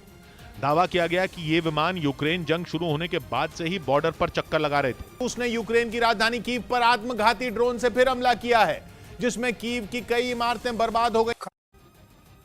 पंजाब के अमृतसर से दिल दहला देने वाला एक वीडियो सामने आया। वहां एक कार ने मोटरसाइकिल सवार को टक्कर मार दी, जिसका वीडियो वहां लगे सीसीटीवी कैमरे में रिकॉर्ड हो गया, जिसमें वो कार मोटरसाइकिल को जोरदार टक्कर मारती नजर आई। सामने आई वीडियो में मोटरसाइकिल सवार एक गली से गुजरता दिखाई दिया, लेकिन तभी सामने तेज रफ्तार में आ रही कार ने उसे रौंद दिया। कार की रफ्तार इतनी ज्यादा थी कि जैसे ही उसकी टक्कर हुई उसका भी बैलेंस बिगड़ गया और वो दीवार से टकराकर पलट गई। इस भीषण टक्कर में मोटरसाइकिल पर बैठे 2 लोग हवा में उछलकर दूर जा गिरे। हालांकि तभी वहां आसपास मौजूद लोगों ने घायल मोटरसाइकिल सवार को तुरंत अस्पताल पहुंचाया, जहां उसका इलाज चल रहा है, लेकिन इस हादसे में एक महिला की मौत हो गई। उधर कारोबारी हफ्ते के पहले दिन शेयर बाजार बढ़त के साथ बंद हुआ। सेंसेक्स और निफ्टी दोनों हरे निशान पर रहे और इसी वजह से सेंसेक्स 491 अंकों की बढ़त के साथ 58,410 पर पहुंच गया, जबकि निफ्टी 126 अंक उछलकर 17,311 पर बंद हुआ। शेयर बाजार में कारोबार के दौरान सबसे ज्यादा तेजी बैंकिंग और फाइनेंस सेक्टर के शेयरों में रही। इस बीच रूस और यूक्रेन की जंग में अब ईरान और इजराइल आमने सामने आते दिख रहे हैं। खबर है कि आत्मघाती शाहिद 136 ड्रोन के यूक्रेन में भारी तबाही मचाने के बाद रूस को एक बार फिर ईरान से बड़ी मदद मिलने वाली है, क्योंकि ईरान रूस को बैलिस्टिक मिसाइलें देने की तैयारी में है, जो कि ज़ेलेंस्की के गले की फांस साबित हो सकती हैं। बताया जा रहा है कि ईरान की तरफ से रूस को यूक्रेन के खिलाफ जंग के मैदान में उतारने के लिए सतह से सतह पर मार करने वाली बैलिस्टिक मिसाइलें मिलने वाली हैं। यही वजह रही कि इजराइल ने भी यूक्रेन की मदद का प्लान तैयार कर लिया, ताकि ज़ेलेंस्की की फौज रूस को ईरान से मिलने वाली बैलिस्टिक मिसाइलों का मुंह तोड़ जवाब दे सके। लेकिन खबरें तो ये हैं कि ईरान जोर शोर से रूस को बैलिस्टिक मिसाइलें भेजने के प्रोजेक्ट पर काम कर रहा है, ताकि शाहिद 136 जैसे ड्रोन की तरह ईरान की मिसाइलें भी युद्ध में ज़ेलेंस्की के सैनिकों को नेस्त नाबूद करने में रूस की मदद कर सकें और ऐसा हथियार बनकर उभरें जिनसे दुनिया थर्रा उठे। ठीक वैसे ही जैसे कुछ रोज पहले ही ये खबर आई थी कि कीव और दूसरे शहरों में ईरान के ड्रोन से जो हमले हुए, उन्होंने अमेरिका से मिले एयर डिफेंस सिस्टम को भी बेकार साबित कर दिया, क्योंकि अमेरिका का सतह से हवा में मार करने वाला एयर डिफेंस सिस्टम यूक्रेन को मिसाइलों से बचाने में नाकाम रहा। बताया जा रहा है कि 2 तरह की बैलिस्टिक मिसाइलें ईरान रूस की मदद के लिए भेज रहा है। दोनों ही कम दूरी तक जाकर मार करने वाली मिसाइलें हैं, जिनमें एक 300 किलोमीटर की दूरी पर मौजूद दुश्मन को टारगेट पर ले सकती है और दूसरी 700 किलोमीटर दूर जाकर तबाही मचाने में सक्षम है। इन्हीं बैलिस्टिक मिसाइलों की डिलीवरी के काम में ईरान के जुटे होने की खबर है, जिसका असर इजराइल पर ऐसा हुआ कि उसने भी जंग में कूदने का मन बना लिया। इजरायल के एक मंत्री ने साफ कर दिया कि ईरान का यह कदम इजरायल को यूक्रेन को सैन्य मदद देने के लिए मजबूर कर रहा है। और अगर ईरान रूस को बैलिस्टिक मिसाइलें देता है तो इजरायल भी यूक्रेन की सैन्य मदद करने से पीछे नहीं हटेगा। हालांकि इजरायल यूक्रेन की उसे हथियार देने की मांग को लगातार खारिज करता आया है और इजरायल ने रूस से अपने रिश्तों को बनाकर रखने की कोशिश की है। वहां सीरिया की एयर स्पेस पर रूस का कब्जा है और इजरायल की वायुसेना ने ईरान के खिलाफ सैकड़ों उड़ानें भरी है। वहीं दूसरी तरफ खबरें हैं कि जंग छिड़ने के बाद 14 जुलाई को इजरायल ने यूक्रेन को 1500 हेलमेट और 1000 गैस मास्क भेजे थे। 27 जुलाई को भी इजरायल की तरफ से यूक्रेन को खाने पीने का सामान भेजा गया था, जिसके बाद हाल ही में खबर आई थी कि ईरान के ड्रोन की खुफिया खबरें इजरायल यूक्रेन को दे रहा है। ये वही ड्रोन है जो यूक्रेन पर कहर बनकर टूटे हैं, जिन्होंने इन दिनों कीव और जापोरिजिया समेत कई शहरों में तबाही मचा रखी है। ईरान के जिन ड्रोन का इस्तेमाल पुतिन हमले के लिए कर रहे हैं वो खुद एक चलती फिरती मिसाइल जैसे हैं और अब इन आत्मघाती ड्रोन से यूक्रेन को बचाने के लिए इजरायल खड़ा हो गया है। खबर के मुताबिक इजरायल की एक कंपनी ईरान के ड्रोन की सटीक जानकारी यूक्रेन को दे रही है। बताया जा रहा है कि ये कंपनी सैटेलाइट के जरिए ईरान के ड्रोन का पता लगा रही है और फिर उनकी सटीक पोजीशन यूक्रेन को बता रही है और इसी जानकारी के आधार पर यूक्रेन की सेना जंग में इस्तेमाल हो रहे शाहिद 136 ड्रोन का खात्मा करने में जुटी है। इधर पंजाब पुलिस ने दावा किया कि उसने बम्बिहा गैंग के 2 शूटरों को गिरफ्तार कर लिया। पुलिस ने दोनों शूटरों को मोहाली में धर दबोचा, जिनकी जानकारी गुरजंट सिंह नाम के शूटर ने दी थी, जो पहले से ही पुलिस की गिरफ्त में है। और अब बम्बिहा गैंग के गुरविंदर सिंह और गौतम नाम के 2 और शूटर पुलिस के शिकंजे में आ गए। गिरफ्तार किए गए शूटरों के पास से 7 पिस्तौल भी बरामद की गई। उधर तुर्की ने फिर से इराक में एयर स्ट्राइक की, जिसमें कई कुर्द लड़ाकों के ढेर होने की खबर है। उत्तरी इराक में तुर्की पहले भी एयर स्ट्राइक कर चुका है, जिसकी वजह से कुर्द लड़ाके, जिन्हें खत्म करने के लिए एक बार फिर तुर्की ने एयर स्ट्राइक की और उत्तरी इराक में ड्रोन से कई इलाकों पर बम गिराए। खबर है कि तुर्की ने जहां जहां धमाका किया वहां कुर्द लड़ाकों का ठिकाना था। वही कुर्द लड़ाके जिन्हें तुर्की आतंकवादी कहता है और दावा करता है कि उत्तरी इराक से वो तुर्की पर हमला करने की फिराक में रहते हैं। तुर्की ने इसी वजह से इराक में घुसकर उन्हें मारा और दावा किया कि उसके हमले में कई कुर्द लड़ाके ढेर हो गए। इस मामले में तुर्की की सरकार ने खुद ट्वीट किया और दावा किया कि कुर्द लड़ाकों की मौत का आंकड़ा बढ़ सकता है, क्योंकि इस बार उसने जो एयर स्ट्राइक की वो उसने पूरी तैयारी से की।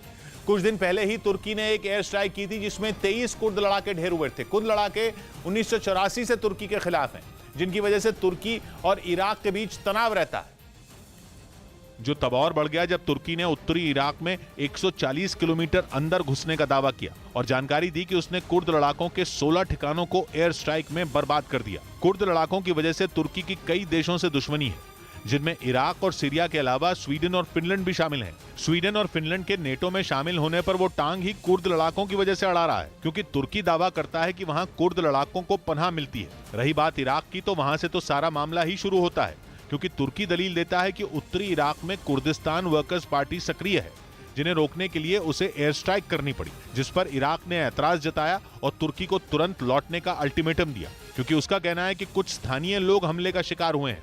इधर दीपिका पादुकोण को दुनिया की 10 सबसे खूबसूरत महिलाओं की लिस्ट में शामिल किया गया। ब्रिटेन में काम करने वाले एक जर्मन प्लास्टिक सर्जन ने दीपिका को 9वें पायदान पर रखा। अहम बात यह कि टॉप 10 खूबसूरत महिलाओं की इस लिस्ट में दीपिका इकलौती भारतीय हैं जिन्होंने खूबसूरती के मामले में किम कार्दाशियन, बियोंसे और अमेरिकी मॉडल बेला हदीद जैसी सेलिब्रिटीज को जबरदस्त टक्कर दी। दीपिका पादुकोण 9वीं सबसे खूबसूरत महिला पाई गई, जबकि ब्रिटेन की अभिनेत्री जोरी कोमर को दुनिया की सबसे खूबसूरत महिला घोषित किया गया। उधर सीरिया में रूस की फौज ने आतंकियों पर एक बड़ी कार्रवाई का दावा किया। वहां इस्लामिक स्टेट के आतंकियों के खिलाफ जंग लड़ रही रूस की सेना ने बड़े ऑपरेशन को अंजाम दिया, जिसमें 20 आतंकियों के मारे जाने की खबर है। रूस और सीरिया की फौज की तरफ से हवाई हमले किए गए। ऐसे ही कुछ हमलों के वीडियो भी सामने आए। आसमान से भीषण बमबारी होती दिखी, जिसकी वजह से कई जगहों पर तबाही साफ दिखी। रूस की फौज के अधिकारियों की तरफ से दावा किया गया कि इस्लामिक स्टेट के आतंकियों की सटीक लोकेशन मिलने के बाद हवाई हमले किए गए। पिछले कुछ दिनों में सीरिया की सेना पर इस्लामिक स्टेट के आतंकियों ने कई बड़े हमले किए हैं। इनमें सबसे ताजा और घातक हमला सीरिया के फौजियों से भरी एक बस पर किया गया। बस पर बम से हुए हमले में 18 सैनिकों की मौत की खबर सामने आई थी। तभी से सीरिया और रूस की फौज आतंकियों को जवाब देने की तैयारी में जुटी थी। सीरिया बरसों से गृह युद्ध की आग में झुलस रहा है। इस्लामिक स्टेट के आतंकियों के पास वहां केवल बंदूकें और बम ही नहीं, बल्कि छोटी मिसाइलें और लॉन्चर तक हैं, जिनके जरिए वो वहां की सेना को तगड़ी चुनौती दे रहे हैं। इधर दिल्ली के उप मुख्यमंत्री मनीष सिसोदिया से सीबीआई ने करीब 9 घंटे तक पूछताछ की। इस दौरान आम आदमी पार्टी के कई नेता और सैकड़ों समर्थक सीबीआई दफ्तर के सामने डटे रहे और इस कार्रवाई का विरोध करते हुए वहां धरने पर बैठ गए, जिसके बाद उन्हें हटाने पहुंची पुलिस से उनकी धक्का मुक्की भी हो गई। आम आदमी पार्टी के नेता संजय सिंह ने आरोप लगाया कि पुलिस ने कार्यकर्ताओं के साथ बदतमीजी की। घसीट के महिला कार्यकर्ताओं को मारा जा रहा है। पुलिस जब उन्हें सीबीआई दफ्तर के सामने से हटाने लगी तो कुछ विधायक संजय सिंह के आगे लेट गए। वहीं कुछ तो पुलिस वालों को भी धक्का देकर हटाने लगे, जिसके बाद एक एक कर वहां मौजूद पार्टी के बड़े नेताओं को पुलिस ने हिरासत में लिया। इससे पहले सुबह जब मनीष सिसोदिया अपने घर से रवाना हुए तो उनके घर वालों ने उन्हें भगत सिंह बताया। सिसोदिया ने दावा किया कि उन्हें जानबूझकर निशाने पर लिया गया। इनका मकसद मुझे गिरफ्तार करके जेल में डालना है ताकि मैं गुजरात न जा सकूं। उधर बीजेपी ने दावा किया कि आम आदमी पार्टी सिसोदिया के किए भ्रष्टाचार को छिपाने के लिए ये सब कर रही है। ये जश्न भ्रष्टाचार है। हालांकि परिवार का आशीर्वाद लेने के बाद मनीष सिसोदिया आम आदमी पार्टी के कई नेताओं के साथ पार्टी दफ्तर के लिए रवाना हो गए, जहां पहले से ही उनके हजारों समर्थक मौजूद थे। इसके बाद वो अपने समर्थकों के साथ सीबीआई दफ्तर के लिए निकल गए, जहां उनसे घंटों तक पूछताछ हुई। इस बीच इलॉन मस्क ने चेतावनी दी कि रूस आधे घंटे से भी कम वक्त में यूरोप और अमेरिका को तबाह कर सकता है। मस्क ने दुनिया को रूस की परमाणु ताकत और उसकी मिसाइलों से डराने की कोशिश की। यूक्रेन में चल रही जंग में इलॉन मस्क की भूमिका में पिछले कुछ दिनों में बहुत बड़ा बदलाव आया है। या यूं कह लीजिए कि मस्क ने एक यू टर्न ले लिया है। जब से ये जंग छिड़ी है तब से खुलकर यूक्रेन की मदद करने वाले मस्क अब पुतिन के मुरीद दिखने लगे हैं। मस्क ने इस बार रूस की परमाणु बम ले जाने वाली मिसाइलों से डराने की कोशिश की। बिना किसी डर के अपनी बात उन्होंने ट्विटर पर लिखी। साफ लिखा कि रूस के पास परमाणु बम वाली खतरनाक मिसाइलें हैं। अगर वो चाहे तो आधे घंटे में अमेरिका और यूरोप का सर्वनाश कर दे। हालांकि उन्होंने इसके आगे वाइस वर्सा भी लगाया, मतलब ये कि अमेरिका और यूरोप भी अपने परमाणु हथियारों से ऐसा ही कर सकते हैं। लेकिन जिस साफगोई से उन्होंने रूस की बात लिखी, उसे देखकर कहा जाने लगा कि वो कोई संदेश देना चाहते हैं। अब तक रूस के खिलाफ खुलकर खड़े इलॉन मस्क के रुख में ये बहुत बड़ा बदलाव है। मस्क के बारे में ऐसा सिर्फ एक ट्वीट की वजह से नहीं कहा जा रहा, बल्कि पिछले 15 दिनों में ऐसे कई मौके आए जब मस्क का पुतिन की तरफ झुकाव होने के संकेत मिले हों। शुरुआत तो तब हुई थी जब इलॉन मस्क ने ट्वीट कर दुनिया के सामने एक पीस प्लान रखा था, और वो पीस प्लान पूरी तरह पुतिन के पलड़े में झुका हुआ दिख रहा था। क्राइमिया को तो मस्क ने बिना किसी बहस या विवाद के रूस की झोली में डालने का फैसला सुना दिया था। इसके अलावा उन्होंने उन इलाकों पर भी विवादित टिप्पणी की थी जहां पुतिन रेफरेंडम करवा चुके हैं। इसके बाद तो जेलेंस्की ने मस्क को रूस का दोस्त होने का सर्टिफिकेट तक दे दिया था, लेकिन वहां से बात बिगड़ती ही चली गई।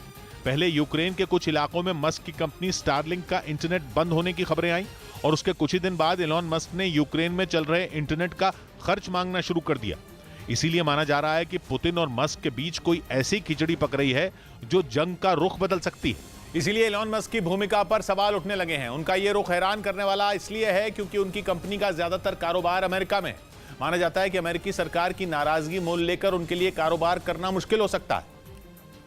इसके बावजूद उनका पुतिन की तरफ झुकना बड़े खतरे की दस्तक हो सकता है।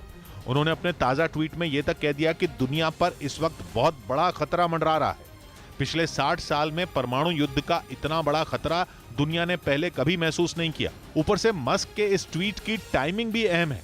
उन्होंने ऐसी चेतावनी तब दी जब अमेरिका भी यूक्रेन की मदद से हाथ खींच रहा है। पता चला है कि यूक्रेन को जैवलिन और हाइमार्स की सप्लाई रोकी जा सकती है, जबकि यूक्रेन को इस वक्त हथियारों की जरूरत सबसे ज्यादा है। जिस तरह से यूक्रेन पर पुतिन की फौज मिसाइलें बरसा रही है, यूक्रेन के सामने वजूद बचाने की चुनौती है। जंग के ऐसे मोड़ पर अमेरिका हथियारों की सप्लाई सीमित करने पर विचार कर रहा है। खबर है कि अमेरिका के पास भी हथियारों का स्टॉक खत्म हो रहा है। ऊपर से जंग का आर्थिक बोझ भी उसकी अर्थव्यवस्था पर पड़ रहा है। यही वजह है कि जंग में यूक्रेन पर आफत बढ़ती दिख रही है। इधर बिहार के भागलपुर से दिल दहला देने वाली एक तस्वीर सामने आई, जिसमें पलक झपकते ही कई मकान गंगा नदी में समाते नजर आए, जिसका वीडियो वहां खड़े कुछ लोगों ने बना लिया। जिसमें कई मकान ताश के पत्तों की तरह नदी में गिरते दिखाई दिए। कोई अपने घरों को छोड़कर सड़कों पर रहने के लिए मजबूर है, तो कई लोग गांव छोड़कर अपने रिश्तेदारों के यहाँ चले गए। घर गिरले 5 कट्ठा। कई मकान कटाव की भेंट चढ़ चुके हैं। जिनके घर गिरने के कगार पर हैं, उन्होंने खुद ही अपने घरों को तोड़ दिया ताकि अनहोनी से बचा जा सके। डरने लगा रहता है, डूबने का डर लगता है सर। गंगा नदी में जलस्तर बढ़ने से पूरे गांव में दहशत का माहौल है। उधर जम्मू कश्मीर के पुंछ से हैरान करने वाली कुछ तस्वीरें सामने आई। वहां एक पार्क में खड़ी कई गाड़ियों में आग लगा दी गई। इस घटना में कुछ गाड़ियां जलकर राख हो गईं और उन गाड़ियों से आग की ऊंची ऊंची लपटें उठती दिखाई दी। आग देखकर इलाके के कुछ लोग वहां इकट्ठा हो गए, जिन्होंने पुलिस को इसकी जानकारी दी। इस घटना की जानकारी मिलने के बाद दमकल कर्मी वहां पहुंचे और आग को बुझाने का काम शुरू किया। कुछ देर की मेहनत के बाद दमकल विभाग की टीम ने गाड़ियों में लगी आग को बुझा दिया। इलाके के लोगों ने एक आदमी पर गाड़ियों में आग लगाने का आरोप लगाया, जिसे पुलिस ने हिरासत में ले लिया। इस बीच इंग्लैंड के मैनचेस्टर में चीनी कॉन्सुलेट के कर्मचारियों पर गुंडागर्दी का आरोप लगा। खबर है कि हांगकांग समर्थक कुछ लोग राष्ट्रपति शी जिनपिंग के तीसरे कार्यकाल का विरोध करने वहां पहुंचे थे, क्योंकि एक दिन पहले दिए भाषण में उन्होंने हांगकांग पर पूरा कंट्रोल होने का दावा कर दिया था। जिसके विरोध में हो रहे प्रदर्शन में शामिल एक शख्स की चीनी कॉन्सुलेट के कर्मचारियों ने मिलकर बेरहमी से पिटाई कर दी। इससे पहले कॉन्सुलेट के गेट के बाहर कुछ लोग प्रदर्शन करते नजर आए। उनके हाथों में शी जिनपिंग और चीन के विरोध में नारे लिखे कुछ पोस्टर भी दिखाई दिए। तभी कॉन्सुलेट के स्टाफ और प्रदर्शनकारियों के बीच झड़प शुरू हो गई। इस दौरान स्टाफ के कुछ लोग एक प्रदर्शनकारी को घसीटते हुए कॉन्सुलेट के गेट के अंदर ले जाते नजर आए और फिर उस पर लात घूंसे बरसाने शुरू कर दिए।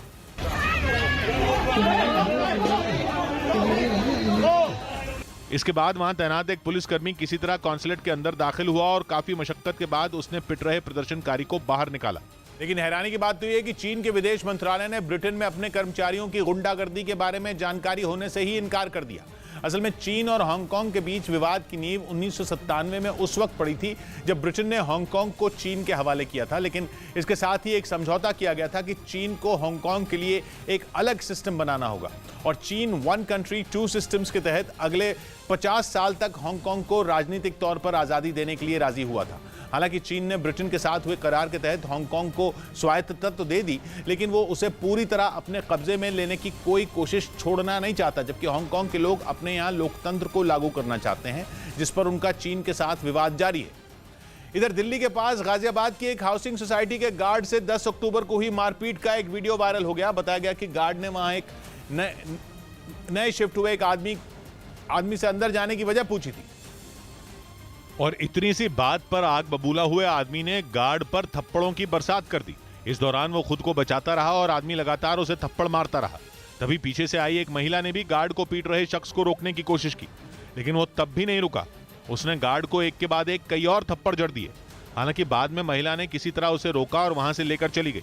वहां पर जाने का कारण पूछा तो उक्त युवक ने गार्ड की पिटाई कर दी। बताया गया कि जिस आदमी ने गार्ड की पिटाई की वो नया हाउसिंग सोसाइटी में शिफ्ट हुआ था। इसी वजह से गार्ड उसे पहचानता नहीं था। बाद में उसकी शिकायत पर पुलिस ने केस दर्ज कर लिया। उधर खबर है कि यूक्रेन से जारी युद्ध के बीच पश्चिमी देशों के मोस्ट वांटेड को पुतिन ने अपनी फौज का कमांडर बना लिया। बताया गया कि 51 साल के ईगर गिरकिन को रूसी राष्ट्रपति ने बड़ी जिम्मेदारी सौंपी, जो रूसी सैनिकों के कमांडर के तौर पर यूक्रेन के खिलाफ जंग के मैदान में उतरेंगे। ये खबर तब सामने आई जब ईगर गिरकिन को रूसी सेना की यूनिफॉर्म में देखा गया। सामने आई तस्वीर में वो अपनी पत्नी से विदा लेते दिखे। ईगर गिरकिन रूसी सेना और रूस की जांच एजेंसी का भी हिस्सा रह चुका है। बताया जा रहा है कि करीब एक हफ्ते पहले वो यूक्रेन युद्ध में जाने के लिए निकले थे। जो यूक्रेन में रूस की तरफ से लड़ रहे सैनिकों के चीफ के तौर पर अपनी सेवाएं देंगे। बताया तो यहां तक गया कि ईगर गिरकिन ने इससे पहले भी यूक्रेन युद्ध में जाने की इजाजत मांगी थी, लेकिन पुतिन ने जंग में उनकी एंट्री को मंजूरी नहीं दी थी। ये वही ईगर गिरकिन है जिन्हें द नेदरलैंड्स की एक अदालत ने 298 लोगों की मौत का दोषी करार दिया था। मामला 2014 का है, जब मलेशिया एयरलाइंस के एक विमान को मार गिराने का आरोप ईगर गिरकिन पर लगा था। तब एम्स्टरडैम से कुआलालंपुर जा रहे मलेशिया एयरलाइंस के MH17 विमान पर हमला हुआ था। कुल 3 रूसी नागरिकों पर इस हमले का आरोप लगा था, जिनमें ईगर गिरकिन भी एक थे। पश्चिमी देशों ने यह आरोप लगाया था कि ईगर ने रूसी मिसाइल से विमान पर हमला बोला, जिसमें अलग अलग देशों के कई नागरिकों की मौत हो गई। जिसके बाद मलेशिया एयरलाइंस के विमान MH17 को गिराने के लिए द नेदरलैंड्स में हत्या का मुकदमा चलाया गया था। ट्रायल शुरू होने के अगले ही महीने में कोर्ट ने ईगर गिरकिन को इस हमले की साजिश रचने का दोषी ठहराया था। इधर दिल्ली के रोहिणी इलाके में करीब 17 फीट लंबा एक अजगर दिखने से हड़कंप मच गया, जिसकी खबर वन विभाग को मिलते ही एक टीम मौके पर पहुंची और अजगर का रेस्क्यू शुरू कर दिया। लेकिन अजगर एक ऊंचे पेड़ पर बैठा हुआ था, जिस तक वन विभाग के कर्मचारी पहुंच नहीं पा रहे थे। इसके बाद एक कर्मचारी अपनी गाड़ी की छत पर चढ़ा और अजगर को पेड़ से नीचे उतारने में जुट गया। काफी देर तक चली कोशिशों के बाद आखिरकार वो उसे पेड़ से उतारने में कामयाब रहा, जिसके बाद उसे एक लाल रंग के बैग में डालकर विभाग की टीम अपने साथ ले गई। इस दौरान अजगर को देखने के लिए सड़क पर लोगों की भीड़ जमा हो गई, तो वहीं कुछ लोग तो अजगर के रेस्क्यू का वीडियो भी बनाते नजर आए। इस बीच गुजरात की भूपेंद्र पटेल सरकार ने दिवाली से पहले CNG और PNG पर वैट घटाने का फैसला किया और लोगों को बड़ी राहत दी। क्योंकि गुजरात सरकार ने सीएनजी और पीएनजी वैट में 10% की कटौती की, जिससे सीएनजी में प्रति किलो 7 रुपए और पीएनजी में प्रति किलो 6 रुपए तक का फायदा होगा। यही नहीं, उज्ज्वला योजना के तहत साल में 2 गैस सिलेंडर फ्री दिए जाएंगे, जिसका फायदा 38 लाख परिवारों को मिलेगा। उधर अफगानिस्तान में हजारों आतंकवादियों को तालिबान के ट्रेनिंग दिए जाने की खबर सामने आई। ताजिकिस्तान के राष्ट्रपति ने कजाकिस्तान में आयोजित सीका यानी conference on interaction and confidence building measures in Asia के 6ठे शिखर सम्मेलन के दौरान यह दावा किया और साफ शब्दों में कहा कि अफगानिस्तान में तालिबान बड़ी संख्या में आतंकियों और आत्मघाती हमलावरों को घात लगाकर हमला करने की ट्रेनिंग दे रहे हैं। इस पर ताजिकिस्तान के राष्ट्रपति ने चिंता भी जताई, क्योंकि अफगानिस्तान में बढ़ता आतंकवाद पूरे एशिया के लिए खतरा साबित हो सकता है। यही वजह रही कि ताजिकिस्तान के राष्ट्रपति ने इस मुद्दे को सीका शिखर सम्मेलन में उठाया और दावा किया कि तालिबान के लड़ाके हजारों की संख्या में आतंकियों को हमले की ट्रेनिंग दे रहे हैं, जिससे आतंकवाद के फैलने की आशंका बढ़ गई है। सीका शांति, सुरक्षा और स्थिरता को बढ़ावा देने के लिए एशिया का सबसे बड़ा मल्टीनेशनल फोरम है, जिसमें दुनिया के 27 देश शामिल हैं। मतलब धरती की आधी आबादी वाले देश इसका हिस्सा हैं। और इस बार सीका शिखर सम्मेलन में 11 देशों ने हिस्सा लिया, जिनमें कजाकिस्तान, बेलारूस, ईरान, किर्गिस्तान शामिल रहे। ताजिकिस्तान, रूस, तुर्की और कतर भी इस बार बैठक का हिस्सा बने और भारत की तरफ से विदेश और संस्कृति राज्य मंत्री मीनाक्षी लेखी इस सम्मेलन में शामिल हुई। इधर दिल्ली महिला आयोग की अध्यक्ष स्वाति मालीवाल के घर पर हमला करने के आरोपी को गिरफ्तार कर लिया गया। बताया गया कि घर में खड़ी गाड़ियों पर उसने कई बार वार किए, जिसमें गाड़ियों की छत समेत शीशे टूट गए। जिस वक्त हमला हुआ घर में कोई मौजूद नहीं था, जिसकी पुष्टि खुद स्वाति मालीवाल ने की। घर में कोई हमलावर घुस आया, मैं डरने वालों में से हूं नहीं। हालांकि घटना की खबर मिलते ही पुलिस मौके पर पहुंची और आरोपी को पकड़ लिया, जिसे मानसिक रूप से बीमार बताया जा रहा है। इस बीच खबर है कि पुतिन की परमाणु धमकी के बाद यूक्रेन के लोग अपनी जान बचाने के लिए बंकर बनाने में जुट गए। साथ ही उन्होंने कई महीनों के लिए राशन भी जुटाना शुरू कर दिया, क्योंकि यूक्रेन के लोगों को ही नहीं, पूरी दुनिया को डर है कि पुतिन कभी भी परमाणु बम का इस्तेमाल कर सकते हैं। क्राइमिया में ब्रिज पर हुए हमले के बाद से पुतिन बदले की आग में जल रहे हैं। रूस को क्राइमिया से जोड़ने वाले इसी ब्रिज को 8 अक्टूबर को निशाना बनाया गया था और वहां हुए धमाके में ब्रिज का एक बड़ा हिस्सा टूट गया। ब्रिज पर हुए हमले के बाद ही पुतिन ने कीव समेत यूक्रेन के 7 शहरों को मिसाइलों की मार से दहला दिया था, जिसके बाद आशंका जताई गई कि कभी भी पुतिन इससे बड़ा हमला कर सकते हैं। जिसके बाद से ही परमाणु युद्ध की आशंका गहराने लगी। इसी आशंका से यूक्रेन के लोग दहशत में हैं, लिहाजा उन्होंने अभी से तैयारियां शुरू कर दी। खाने पीने का सामान जुटाया जाना शुरू हो गया। मॉल और दुकानों में भीड़ उमड़ पड़ी। कहा तो यह भी जा रहा है कि कुछ शहरों में तो इतने लोग आए कि फूड स्टोर तक खाली हो गए।